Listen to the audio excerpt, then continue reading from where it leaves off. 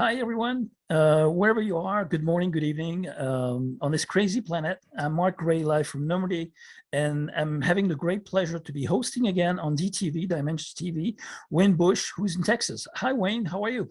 Hey, Mark. How's it going? Good to Great. talk to you. Good to talk to you too. It's been a while, and you've been very active. I've seen a few of your shows, and you've written a couple of articles lately, and that's why I'm inviting you here today, because we want your point of view on my show for the French people and English-speaking people who are watching the show on the afterlife wishcraft, which is basically creating our go-to world during our exit from the Matrix.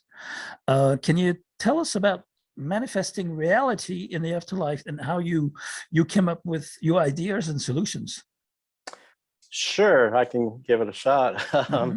There's just so much legwork you're going to have to kind of do to kind of set up the scenario, because you kind of have to understand the mechanism of the reality that we're in.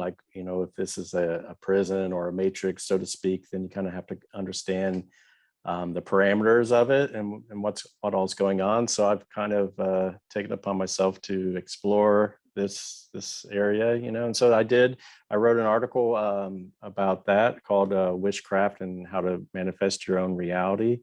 The one I wrote recently was about whether the white light of the near-death experience is an artificial intelligence or a hive mind computer. Let me see if I can pull up the article on the witchcraft. I got it a little bit further down in my notes.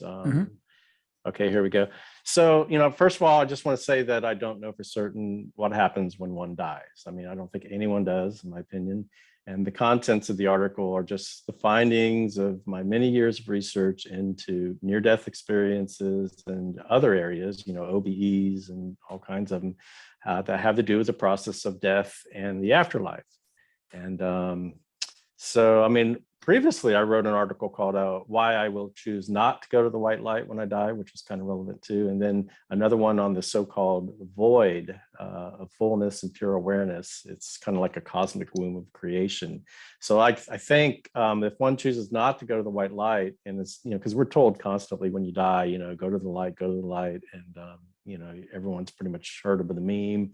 And, it's all to do with the near-death experiencers that came back, and a lot of them were technically dead, right? And it's only because a doctor resuscitated them that they are even alive to tell their story. And I think they probably have the most cogent argument as to what happens when you die, because technically they were dead, temporarily. So they got I think a brief glimpse into sort of what begins to take place on the other side.